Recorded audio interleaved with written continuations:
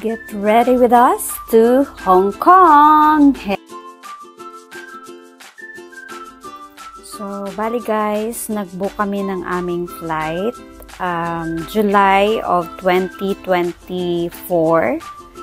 And yung flight po namin is February 13, 2025, 11 p.m. And then, yung dating po namin doon sa Hong Kong airport is Feb 14 ng 2 a.m. And yun na nga po, eto na po, nagre-ready na po tayo ng ating maleta. You can check Tin Changi on TikTok para po ma-check ninyo mga items na nabili natin. Oh, by the way, nagulat kami kasi halos same flight, same din yung flight namin pabalik with may pinsan and kasama niya yung asawa niya and anak nila. So, kami naman, first time to travel na mag-couple, na magkasama. I've been to Hong Kong way back 2016 ata or 2017. And ngayon lang po ako ulit makakabalik. Kasama naman po yung asawa ko. Yan po yung pinsan ko and yung asawa niya sa gilid niya and yung baby po nila. First time din nilang mag-travel na mag-family. At nagulat ako, nagulat din siya na magkasabay yung flight namin. So, ayan po yung aking mister. Our flight is direct flight na po siya from Iloilo to Hong Kong. So, grinab po talaga namin yung chance na direct flight na po. Hindi na po siya dadaan ng Manila. From Iloilo, diretso na po ng Hong Kong. So, nakuha po namin yung ticket for 13,000 something. Hello. Dalawa na po yun, back and forth. Uwian na po yun. And yung una po, kailangan munang mag-fill up ng e-travel. I-discuss ko sa inyo yung detail. Pero, yung process po, pagdating sa airport, sa-scan po syempre yung ating mga bagahe. And then, magbabayad po tayo ng tax travel, which is 1,600 something per person. And then, magbabayad po tayo ng terminal fee na 1,784 pesos per person din po yun. Yun po for now. Bye-bye! So, bali yung ticket, balikan na po yung nakuha namin direct flight from Iloilo to Hong Kong. Is 13,627.78. Dalawa na po kami noon, balikan. And then, yung binayaran po natin pagdating ng airport is yung travel tax na 1,620 each. And nagbayad ulit tayo ng 784 na terminal fee per person din po yun. This video is para po maka-help or mag-guide din po sa mga first-time travelers natin na mga mamshies. I think 72 hours before your scheduled flight, pwede na po kayong mag-check-in online. And then, mag-download po kayo ng e-travel para po doon na po ninyo ma-fill in or ma-fill up po lahat ng important details nyo po, passport number, yung destination, when po yung balik ninyo, saan po kayo nakabook na hotel. Actually, yung purpose ng e-travel is nandun na po lahat ng details ninyo para pagdating ng immigration, mabilis na lang po yung, kumbaga, provided na yung details nyo. Makikita na lang ng immigration officer sa computer nila lahat ng importanteng detalye nyo. So, ando na lahat. Sa amin naman po, yung question ng immigration officer is kung saan po ako nag-work. Same din po sa husband ko. Ako, tinanong din kung ano po yung trabaho niya.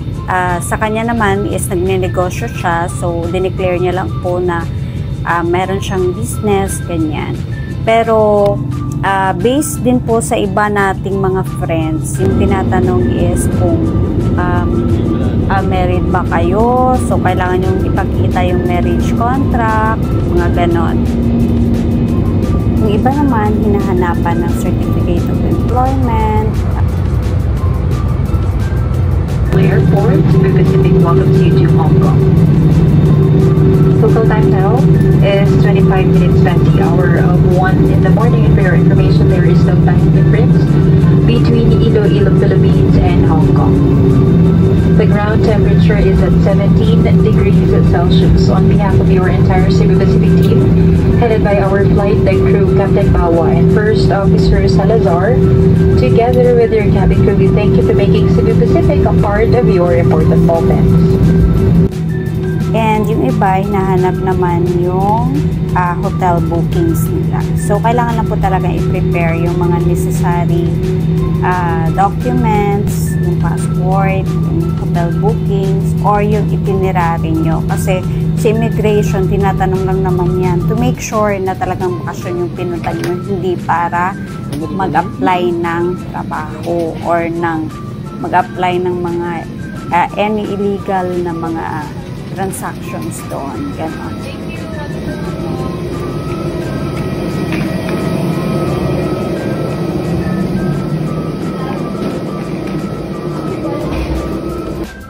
Since sobrang aga nga ng dating namin doon, 1 AM pala, hindi siya 2 AM, no?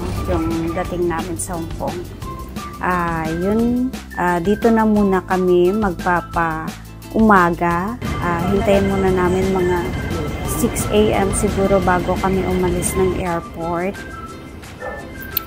So, hintayin lang talaga namin na umaga muna bago umalis ng airport. Hindi na kami nag-book kasi sayang dahil may schedule na kami the whole day. And eto, yung pinsan ko, nag-book sila kasi nga may bata, kailangan talaga magpahinga. Kami naman, hintayin na lang talaga namin. Oh, eto pala, wait lang. Welcome to Hong Kong! So, diretso muna tayo ng immigration. After dito, magpapaumaga muna kami. Hindi na kami nag-book. Kasi sayang naman kung magbubook pa kami and then aalis agad kami para sa the whole day na itinerary. Diretso na kami talaga. So, yung schedule namin during that time, ayan, kakain muna nga dahil gutom na. And marami yung natutulog dito sa airport. Hindi ko alam kung naghihintay din siguro ng flight nila or baka nagpapaumaga, ganon. So, yung ano ko lang po, para makasave din po kayo, kailangan yung malaman yung mga schedules ninyo. Kami, hindi na kami nagdiretso ng hotel or hindi kami nag-book ng 1 day pa para lang magpahinga. Kasi nga, sayang naman. Pagdating doon, lalagay lang namin yung bagahe namin and then aalis agad kami for the whole day itinerary. Kasi limited lang talaga yung time namin sa Hong Kong. So, isa din sa mga suggestion ko, before ng schedule ng flight nyo, kailangan nyo talagang mag-research ng mga address, kung saan kayo sasakay, para pagdating po doon, hindi kayo mawawala. Lalo na kung baguhan po tayo sa isang lugar.